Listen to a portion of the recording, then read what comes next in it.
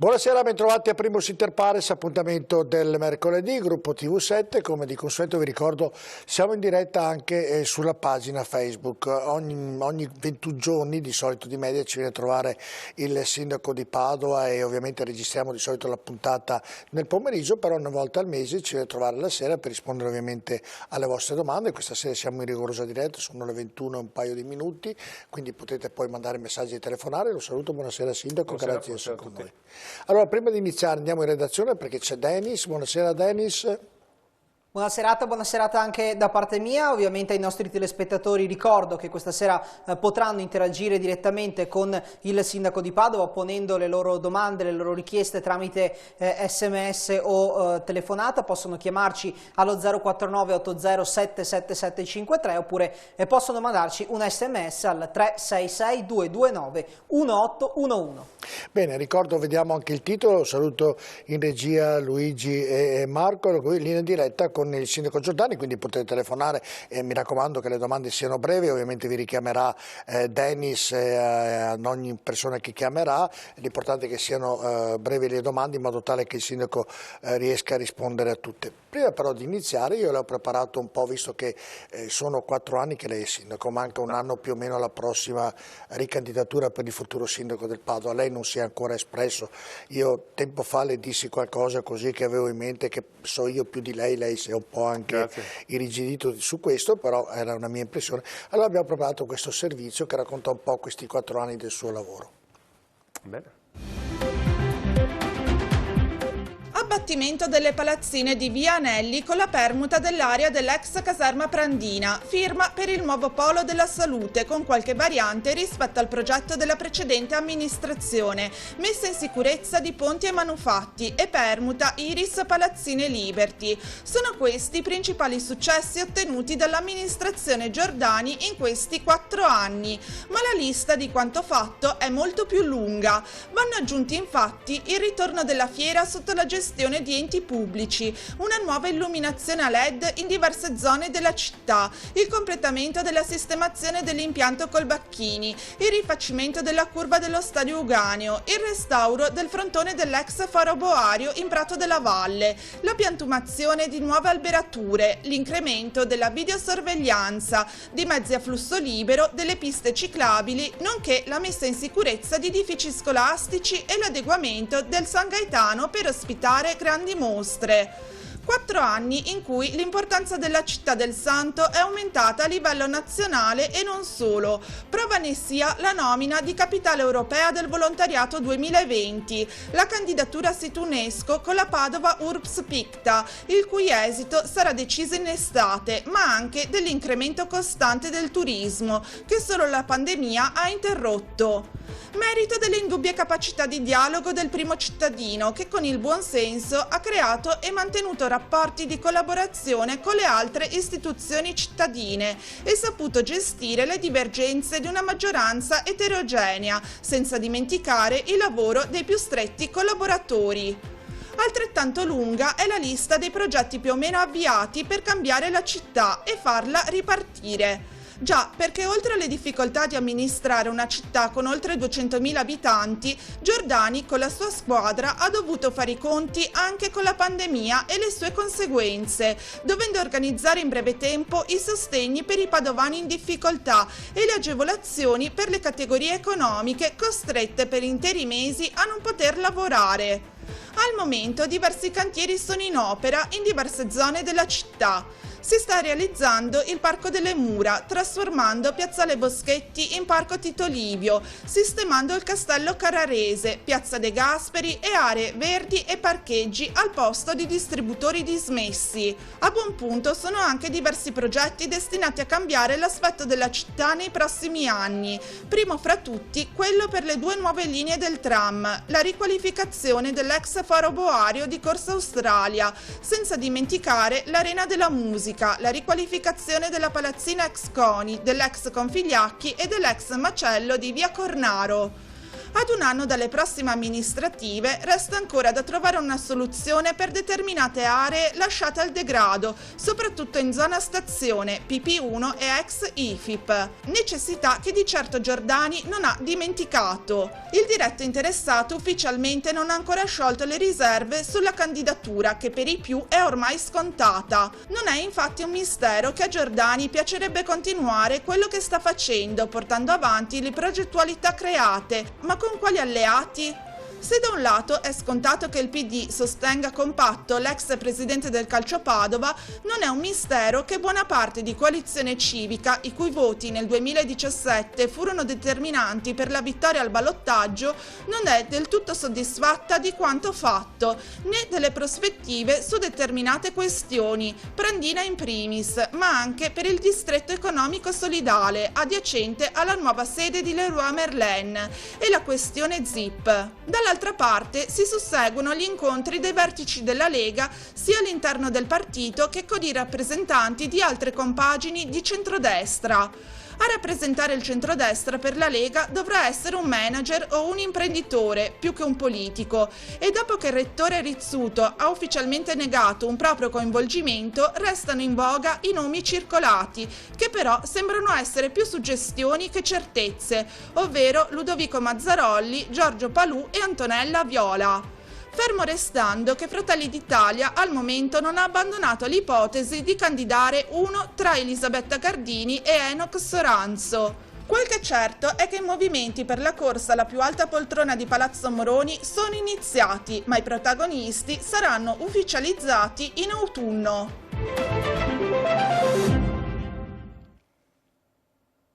Bello. Beh, insomma, mi sembra abbia fatto molte cose. No, bello il servizio. No, sì, no, non dubbio. Volevo chiederle, si vocifera che è quasi sicuro che lei si candida, oramai manca un anno, insomma, ormai i giochi cominciano a essere, e quasi nel palazzo si dice, tutti vedono i movimenti, tutti dicono, tutti parlano, anche se lei continua un po' a smentire di qua, un po' a smentire di là, però danno per certo al 100% che lei si ricandida. Sono contento per il voto. Ma no, lei cosa mi dice? Che io sono affascinato da quel lavoro che faccio. Sono affascinato dei miei collaboratori che mi aiutano moltissimo. Le ho fatto un'altra domanda, poi ritorniamo sui collaboratori. Io oggi sono impegnato, a pensare al lavoro, ai vaccini. Oggi sono stato a vedere la fiera, Padiglione 8. Cercare di portare più soldi a casa possibile con il recovery. Questo è il mio impegno. Bene. Ho poco tempo per fare altre cose, ci penseremo.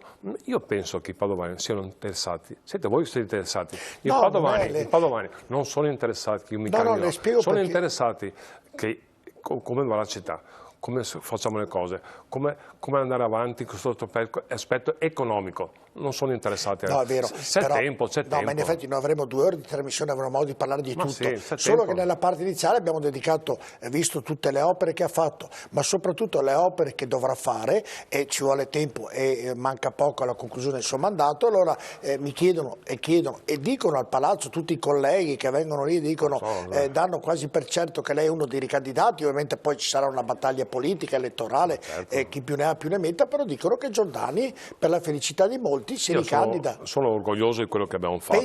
Voglio sapere, ma pensa di ricandidarsi, le chiedo. Ma penso a tante cose, tanto pensiamo alle cose che dobbiamo fare. Poi le chiedo tutto il resto. Pensiamo a tutte le cose che dobbiamo fare ancora tantissime cose, tantissime. A me piace il fare, mi affascina il fare, un mestiere eccezionale.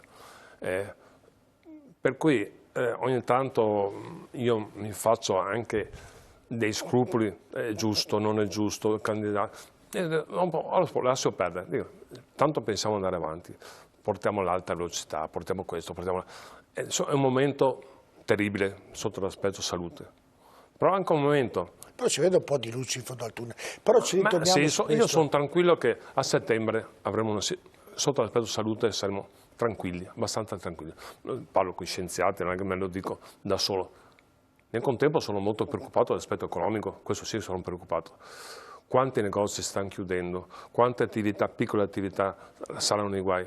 Per cui può figurarsi se io penso alla candidatura, sto pensando ogni giorno in continuazione, con i miei, non da solo, a fare qualcosa, a portare a casa iniziative, al di là del piacere di dire abbiamo portato a casa l'alta velocità, forse. Però questo vuol dire lavoro. il metro, il tram vuol dire lavoro, tutte queste IFI, PPU vuol dire lavoro per la città. Il lavoro è la cosa più importante, senza lavoro non c'è dignità. Io mi immagino ogni volta, pensando a queste cose, un padre di famiglia che ha i figli, che non ha soldi per pagare la luce, la rata del mutuo, è drammatica la faccenda. Per cui può figurarsi cosa sto pensando alle elezioni. Io sto pensando alla città, io vivo in questa città. C'è niente da fare. Io sono fatto così, io penso a delle cose concrete. Giusto, ma di conseguenza, nel pensare tante cose... Mi cerco di avere rapporti, 4 anni di sindaco, 4 governi. Io ho bisogno di relazione con Roma, nel senso, per portare a casa iniziative positive, abbiamo un buon rapporto con i ministri e in continuazione mi cambiano in termini, non sto criticando, lungi da me, ho bisogno di relazioni, questa cosa è importantissima per me. Abbiamo discusso sull'alta velocità che non era più nel recovery plan, nel contempo io avevo fatto un accordo quest'estate con la ministra, con Zaia, con De Berti, con l'amministratore delegato RFI, per portare l'alta velocità a Padova. Quando mi ha detto non c'è nel recovery, un attimo sono rimasto anch'io un attimo perplesso. Poi ho parlato col governo, mi hanno tranquillizzato, infatti ha messo dei soldi per portare l'alta velocità a Padova. Per cui è chiaro che tutte queste cose richiedono tempo, richiedono redazione, bisogna investire tempo. Questo è il mio compito, far sì che Padova abbia in questo momento drammatico più sostegno possibile. Sostegno vuol dire economici, vuol dire anche sotto l'aspetto tutte le piccole aziende sono in difficoltà, tutti i negozi sono in difficoltà, bisogna cercare di far sì di portare lavoro e che abbiano ristori. È importantissimo, il lavoro è una cosa importante, ovviamente prima viene la salute, però stiamo come azienda ospedaliera, come ULSS, stiamo andando benissimo, oggi sono andato a vedere il padiglione 8, fantastico, fantastico, tra l'8 e il 6 abbiamo tante quelle unità vaccinali, siamo uno dei centri vaccinali più grandi d'Italia, infatti il giorno 13 con il Presidente Zaia per anche Gianare Figliuolo, e sono contento di questo, andare a vedere la fiera, andare a vedere l'ospedale militare. Abbiamo fatto tutti assieme, perché non mi stancherò mai di dire questo, tutti assieme. La città va avanti bene, non perché sono bravo io, perché ho collaboratori eccellenti, perché ho degli assessori eccellenti, perché faccio sistema con tutti i referenti della città, che vuol dire il prefetto, il questore, il vescovo, il rettore. Tutti quanti stiamo lavorando in senso unico, diventa facile lavorare così, lo so che mi ripeto sempre, però questa è la verità. No, lo sa come lei è stato bravo perché sei stato un bravo politico, ha preso il mio posto, ha fatto... Politico. Mi dica lei quando le faccio la domanda... No, parlo da solo. Mi interessano le domande dei spettatori, perché a me manca moltissimo una cosa, manca il contatto umano. Mi manca andare al mercato, mi manca andare a cene, mi manca passare per il centro e la gente mi chiede qualcosa, e il selfie, la stretta di mano, l'abbraccio, il bacio, a me manca questa cosa qua. Mi mancano tantissimo e penso che manchino a tutti, non solo a me, che sia chiaro. L'apporto umano è una cosa indispensabile. Oggi, per dire, ho fatto un tavolo importante oggi per l'università, l'università ha 800 anni. Per la prima volta siamo trovati in presenza. Ovviamente in sicurezza, distanza di sicurezza, è stata una cosa importantissima.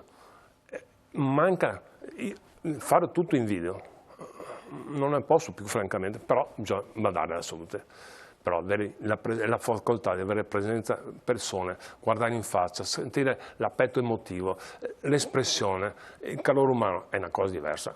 Veramente io sono convinto, me lo dicono i scienziati, non me lo sono inventato io, che a settembre saremo abbastanza a posto, riprenderà il turismo, riprenderà la gente che verrà a Padova.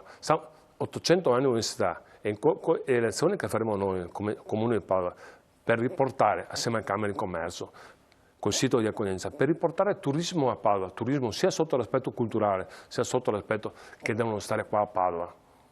800 anni di università, Urs Picta. Io sono convinto, faccio le dovute scaramanzie, che saremo anche UNESCO. Un'occasione unica per riportare Padova a livello di eccellenza. Bisogna farlo, assolutamente, e siamo tutti d'accordo. è una cosa grande. Se sommiamo tutte le cose che stiamo facendo e che faremo, è fantastico quello che facciamo. Mi innamoro di queste cose, metto passione, ma non metto passione, tutti i miei, non solo io, tutti i miei. A me fa piacere parlare dell'ospedale, della pediatria, della questura, tantissime cose che stiamo facendo, ma io non, adesso passo per arrogante, presuntuoso, non lo so, però io amo sentire queste cose, veramente quello che ho visto adesso, a me fa piacere perché vuol dire che io ho un vantaggio, non ho mai fatto politica, di conseguenza non ho parte storica, nel senso, per me l'ideologia è buonsenso, non è destra, sinistra, centro, faccio fatica, ma io vado d'accordo con tutti, ho sentito sul servizio, compro in coalizione in Siria, assolutamente, vado d'accordo perfettamente, vado d'accordo col PD, col centro, con la destra, vado d'accordo con tutti, ma tutti hanno capito che bisogna lavorare per la città. Ovviamente sono sfumature diverse, ma queste sfumature sono un valore per me, non un problema, sono un valore. È chiaro che l'idea di uno può essere diversa dall'altra, ma alla fine, se io ascolto Coalizione Siga, se io ascolto il PD, se io ascolto la parte mia di centro, la parte centrodestra, non posso fare queste cose. Io devo mediare per ottenere un risultato buono per tutti. Come dico io, democristiano nel senso buono del termine, però non è indispensabile mediare tra tutti quanti e portare avanti una soluzione, andare d'accordo con il Presidente Zaia, andare d'accordo con la Regione, andare d'accordo con la provincia, perché no? Sono fatto così, giudicheranno a suo tempo se mi candiderò i elettori, se ho sbagliato, ho fatto giusto. E questo è il modo di pensare, sbagliato. No, quindi ha detto che si ricandida. No, ho detto giudicheranno se mi candido. Non ha detto se, non ha detto se. No, lo ha registrato. Mi spiace che aveva anche problemi di udito, oltre tanti altri problemi, anche problemi di udito. Guardi, Sindaco, io finito questa parte qui possiamo già chiudere la trasmissione perché ormai già detto tutto. Forse ha annoiato tutti quanti. No, non è annoiato. Detto questo, poi mi dicono domani, lei Borile però intervista il Sindaco e le hai dato che amico lo tratta sempre bene, non mi fa mai domande cattive. Dicono così, spesso sa cosa mi dicono? Il contrario, immagino. Esattamente, mi dico, ma scusi, non dico l'epiteto rivolto a lei, ma ascolti, ce l'ha con lei Borile? Guarda che è un amico, per fortuna, che amici che ha. Ma perché l'ho trattato male le volte no, che ma qui? Per me no, ma aspetto alla comunicazione, dice, ma ce l'ha con te? Ma non ce l'ha con me. Ah, così le dicono, strano. Ma garantisco, se vuole faccio nome e cognome chi dice questo. No, immagino, io la difendo sempre chiaramente. Sì, no, vabbè, e quindi però non ha detto il se nella parte finale, ha detto diranno gli elettori. Sì, vabbè, però, ma comunque questo non è importante, è fare le cose. A me è importante fare le cose. Sono d'accordo che è importante. E la gente bisogna di vedere le cose in questo momento qui, è importantissimo. Adesso parliamo delle cose da fare, guardi, ho una lista, sono moltissime. E il concetto era che tra le altre cose uno giusto che sappia, visto il buon lavoro che ha fatto, visto quello che dovrà fare, se si ricandida o no, perché aveva detto ancora che lo doveva fare un anno fa, non ha mantenuto la parola, Natale. Non è parola, questo non serve. L'altra parola, insomma. Io non ho esperienza politica. Appunto per questo poteva dirlo. Per cui faccio fatica a dire certe cose. Sbaglio, mi correggo, sa errori che faccio io, se faccio un elenco di errori non finisce più, ma ne dico in continuazione sciocchezze, poco da fare. No. Ma se faccio un elenco di tutte le sciocchezze che ho detto, non finisce più. E mi dicono in me, non devi dire questo, non sta lì l'altro, sta attento a come parli, guarda che dopo si ricordano tutto quanto. Io sono molto spontaneo e faccio anche tanti errori perché penso in termini positivi e spesso volentieri. Le faccio un esempio molto semplice. Casetta aperta, è stata una polemica. Pensi, lo dico io, lo dicono gli altri, lo dico io. Casetta aperta è stata una polemica. Io capisco tutto e probabilmente noi, ma io in primis, forse ho sbagliato qualcosa. A un certo punto noi abbiamo dei CAT, vuol dire dei dopo scuola in definitiva, in molti quartieri. Quando a suo tempo sono stati sgomberati i ragazzi della casetta aperta, cosa che io non tollero le occupazioni, sia chiaro, non giustifico per niente, che sia pubblico o privato, l'occupazione non esiste per quanto riguarda. Però sono andato nel quartiere, parlando nelle sale, ho capito che i ragazzi facevano anche cose positive. Per cui, quando si è prospettato l'idea di dire, noi abbiamo 7, 8, 10 di questi CAT piuttosto che per le famiglie, con l'assessore, con la dirigente. Beh, ma perché non sperimentiamo una cosa nuova?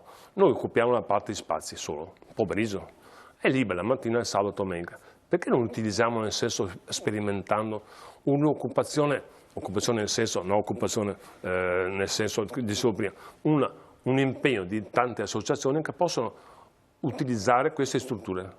A me sembrava, nella mia ingenuità politica, sembrava una cosa positiva, e invece si è rivelato un negativo. Per carità, adesso vedremo cosa fare, non discuto, può essere che abbiamo sbagliato, no, non lo so, stiamo verificando con il segretario generale, con l'assessore, cosa fare. Però io sono una persona spontanea, nel senso, a me affascinava l'idea, perché abbiamo un'utilizzazione in una fascia sola? E perché non utilizziamo la mattina? Perché lo sabato, per la domenica? Ma questo non vuol dire per uno, per 7, 8, 10, abbiamo decine e decine di richieste di associazioni. Perché non possiamo utilizzarla? Ok, forse ho sbagliato qualcosa, ho sbagliato io, non lo so, però c'è da ripensare, fare. Però lo esperimento vuol dire continuare, al di là della casetta aperta, abbiamo una fortuna avere centinaia di associazioni che lavorano bene, nel senso, non siamo un caso che siamo capitale del volontariato l'anno scorso, è venuto anche il Presidente, ho visto prima, eccezionale.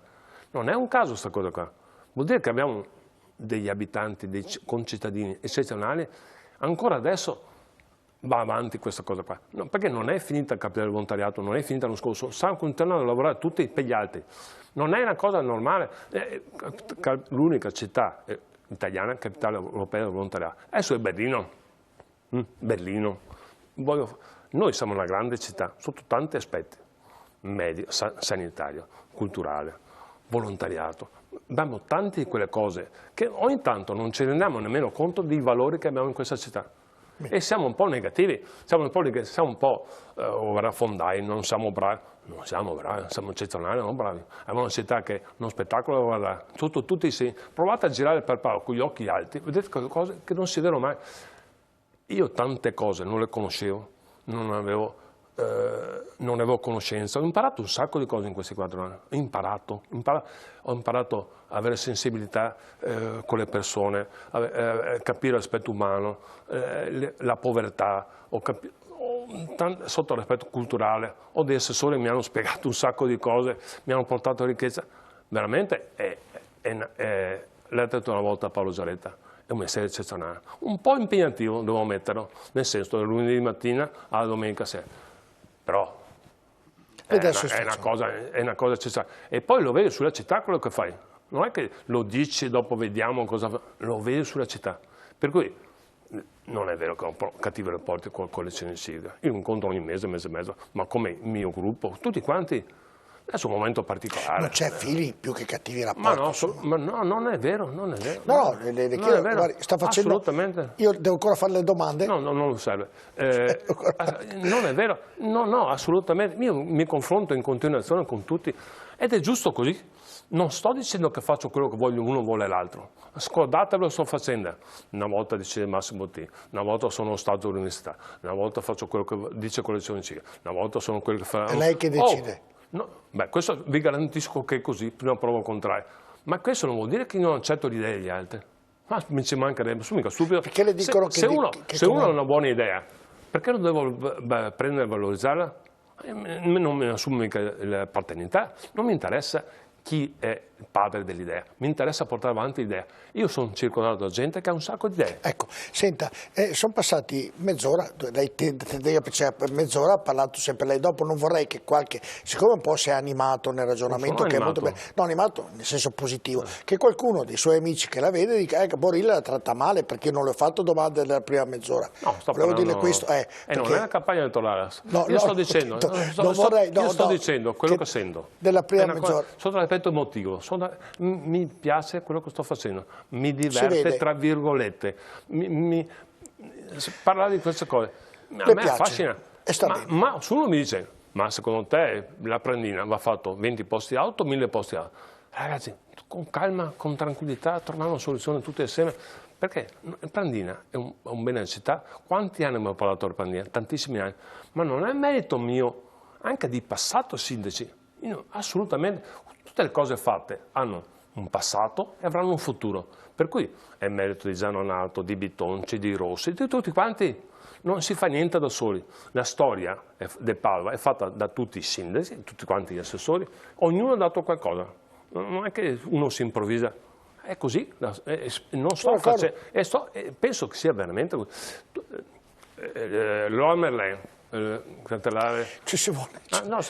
Ascolta, non era nella mia impartenza, era un'idea di Massimo De Tonzi. Io ho apprezzato l'idea. Per cui io, se c'erano idee buone, che ritenevo buone, o che ritenevamo buone, l'ho portata avanti. Perché l'ha avuto Massimo De Tonzi o da Donato, Rossi, non faccio le cose, ma stiamo scherzando, un danno alla città pazzesco. Io spero, mi auguro, sono abbastanza ottimista in questo, mi auguro, che avremo anche i soldi per il SIR 2. Sono 325 milioni. Io ho avuto modo di parlare con i funzionari, ovviamente il Ministero, ed è un progetto fantastico. Questo è un progetto che va bene anche per tante città medie. Avete fatto un bellissimo progetto. Pensi che io non ero nemmeno una cosa all'inizio.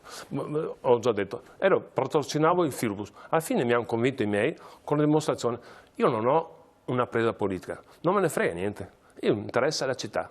Mi interessa la città. Io sono convinto che quello che stiamo facendo, poi sbaglio, ho fatto tanti errori. Ma quello che sto facendo, assieme ai miei, però non faccio niente da solo, è impossibile. Il mio staff, i miei assessori, la mia maggioranza, ma anche l'opposizione fa il suo... Ma è giusto che... Tranne i giornalisti. No, i giornalisti ho un ottimo rapporto io. So che tutti tranne i giornalisti. No, ho un ottimo rapporto. I giornalisti, molti sono amici miei, devo dire. Sono amici miei anche nel passato, per il calcio, per altre cose. Come io, sono un po' gasato. Cioè, guardi, mi viene da sorridere, le spiego perché è passata mezz'ora dall'inizio della missione, io non le ho fatto una domanda, lei ha spiegato, ha fatto tutta la trasmissione lei. Ma posso fare ancora di... ma poi io perché quello che stiamo facendo è una cosa bella. E di conseguenza sono tanto contento di quello che facciamo. Dopo sbaglio, tra 5 anni, 10 anni, uno dice ma che stupidaggine ha fatto... Questo cerco di evitarlo, non voglio creare problemi per il futuro, perché è giusto che la città sia testimone di quello che facciamo assieme. Questo è quello che mi interessa, fare squadra, lavorare assieme. Posso dare pubblicità? Scusi. Vabbè, no, andiamo in pubblicità, rimanete lì perché ovviamente attendiamo le vostre telefonate con Dennis, i vostri messaggi e poi avrei delle domande, se il sindaco me lo permette, da fare al primo cittadino di Padova. Poi se qualcuno ha interpretato che il sindaco ha detto con molta ovviamente enfasi, perché ovviamente ci tiene moltissimo alla città e si intuisce, si capisce, ovviamente domande nella prima parte io non ne ho fatte, dunque se sei arrabbiato da solo. A tra poco. Questo è buono.